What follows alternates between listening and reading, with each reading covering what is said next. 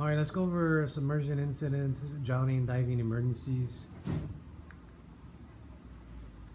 Now, we used to have something that was considered a not near drowning or a drowning. We basically removed what's called a near drowning and said that anybody that's submerged head under the water and they've just somehow been under too long and then they're unable to breathe, they automatically are considered a drowning victim. So they may be extricated and removed from the water source and resuscitated, and they may return with some spontaneous circulation as well as breathing. We would still consider this a drowning victim. We'd like to think that we mitigated measures to prevent these type of incidences, and PFD is personal flotation device. And so we've now submitted a lot of public service announcements, and we have a lot of resources at our local beaches and pools where we have flotation devices to throw out there in case people are getting over their head in these water-related emergencies. The chances of surviving such of a drowning include some of these.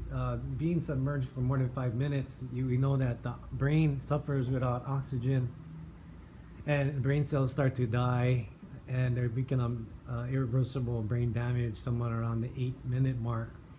We know that after every minute after the time of collapse from sudden cardiac death, that we lose 10% chance of survivability. Therefore, by 8 minutes, there's almost 0 chance of survivability.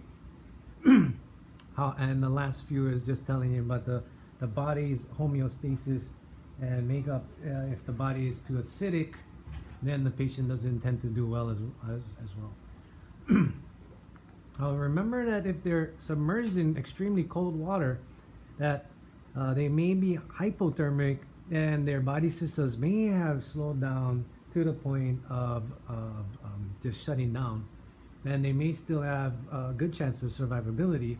In these other cases of the drowning here, we say the person may have been submerged now, and during the submersion they've been thrashing and fighting, not taking in any breaths, and they become hypoxic. When they do that and they're not taking any breaths, and even if they were to now swallow or inhale some water, it would cause what's called the larynx and the vocal box area, those vocal cords, to kind of spasm shut. And when they spasm shut, person can't get air in and out, and they become hypoxic and pass out. This may also obstruct air as well as air, but obstruct water from going on into the lungs. And so sometimes we find our patients coming out where they're in cardiac arrest, but the lungs are not entirely filled with fluid as a result of this laryngeal spasm. Remember that it's also based on our patient's own health status, their age, their medications, their past medical conditions or health problems, alcohol, how well of a swimmer they are, what's the water environment like, is it too extremely cold, is it extremely rough, how fast is the water raging, or how strong are the waves. When people are out there, then they start to panic, they thrash about, and they lose control and they submerge themselves. What happens then is that the water, as it mixes into the lung, washes out that vital solution and fluid that's in the lungs to keep that alveoli popped up and open. When it starts to wash it out, these collapse, and since we can't get air down into those air sacs, there's no exchange because those air sacs are now collapsed because of the washout of the surfactant, which can lead to what sounds like almost acute pulmonary edema or high altitude pulmonary edema, where they now are coughing up pink frothy sputum. They have caused damage to the pulmonary system, and now they are having this type of distress, and acute respiratory distress syndrome results of that washed out alveolar collapse. Now, water is depending on salt versus fresh water. There are other contaminants in the water itself. as far as our treatment, remove them if we can. Think about hypothermia. Think about possible secondary injuries, including spinal cord injury, and placing them into C-spine. And then we want to deliver oxygen and reestablish an open and patent airway.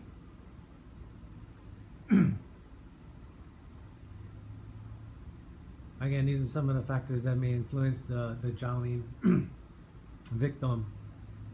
And to note that just because they may be spontaneously breathing, these other things can be a result and symptoms that we should be looking for. All right, so some diving emergencies. Diving emergencies just happen because we take some maybe high risk behavior and factoring in the age as well as experience in diving into water, that our victims miscalculated or had a lapse in judgment and dived into what appears to be more shallow water than they assumed. Also, there's also a contributing factor that it's not only our high risk age group, but there's also some mixing sometimes alcohol and other intoxicating substances. So here we have somebody that's diving in a little early, and then they may end up injuring their neck, so think about that. Again, criteria for all these water-related injuries: if we were well trained, our health status is superior, and we're not on any medications and have no disabilities, we have personal flotation devices, and there are other people that we're swimming with that can keep an eye on us to make sure that nothing's occurring. Now, if we do respond to one of these emergencies, water-related emergencies, it's also to determine whether or not you're able to successfully rescue this person. And think about your own ability to remove somebody from the water, your years of swimming and being a waterman or waterwoman, your classes as far as how versed you are in this type of lifeguarding. You need to be a professional and have been trained to do this safely. All too often we see these rescuers also succumbing to drowning as they become victims themselves, not realizing how anxious and how strong the victim is, and the victim ends up taking the rescuer down with them. Here you see them throwing them a life ring, and it's to throw rather than go into the water if you can, and then pull them to a safer area for you to then do your assessment and begin your resuscitation. If you can't throw anything and the person is unable to grasp onto the object, then you may end up having to roll yourself out there and get them removed from the water in a safe manner by using a boat, kayak, and jet skis and the like. All right, so we're going to talk more specifically about the diving and spinal cord related injuries. We are moving away from immobilizing everybody on the spine boards. However, spinal motion restriction might be indicated if this is like a shallow water type of diving incident, boating incident where the victim was swimming and may have been run over. Take everything into consideration when we're trying to evaluate the need for spinal precautions, spinal immobilization, or spinal motion restriction. Here they're just showing you, as you go out to the victim, you place your hands across the head and keep the head in line, and you roll them over. Once you roll them over into the back surface, we want to almost roll them over and slide them directly onto a board, which is very rigid, so one of our rigid spine boards. And then we want to get them onto some type of dry, hard surface for us to then continue our resuscitative efforts. Meanwhile, somebody is maintaining immobilization of the neck and cervical spine or vertebrae.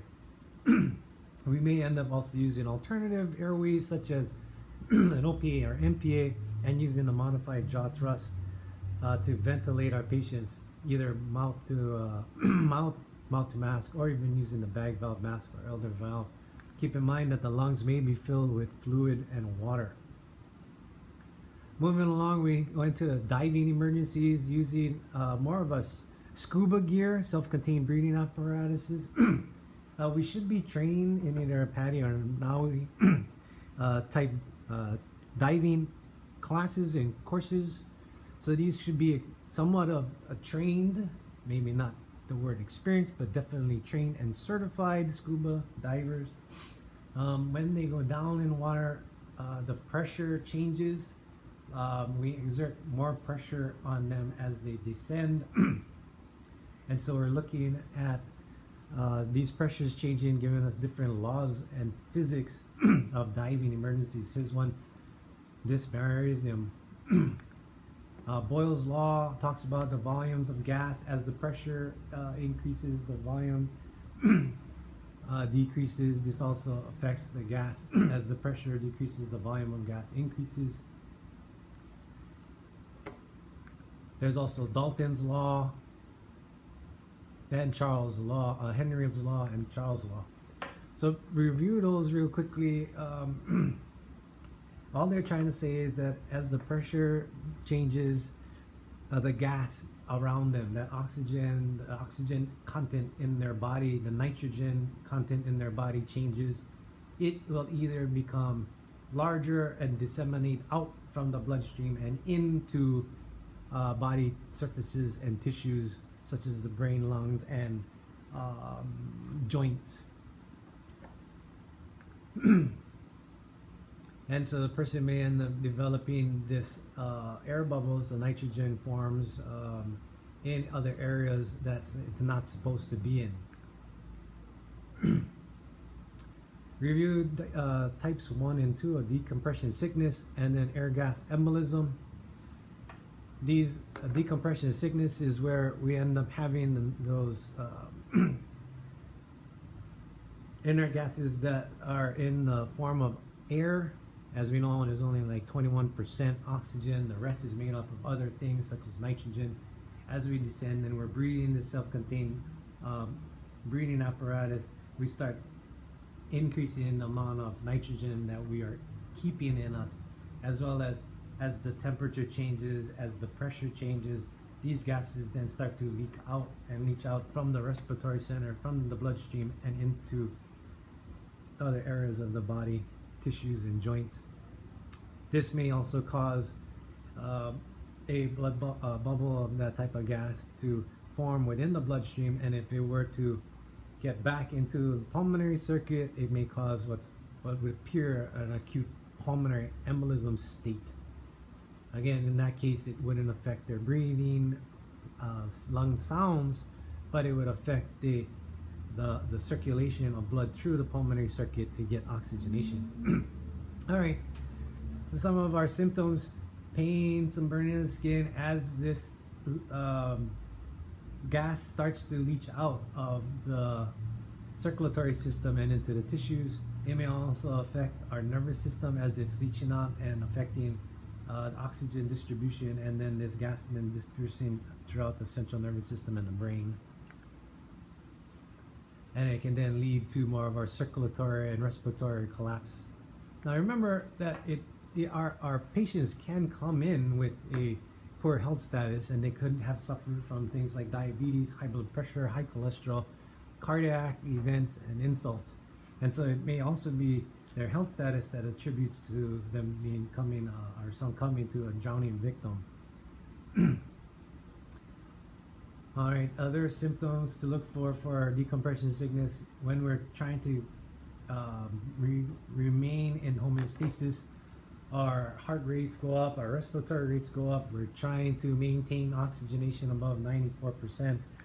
There may be other issues. Again, it's going to affect the central nervous system and then the musculoskeletal system, as well as the cardiovascular system, so seizures, joint pains, swelling, and if it affects the pulmonary circuit, we may end up having some cyanosis develop.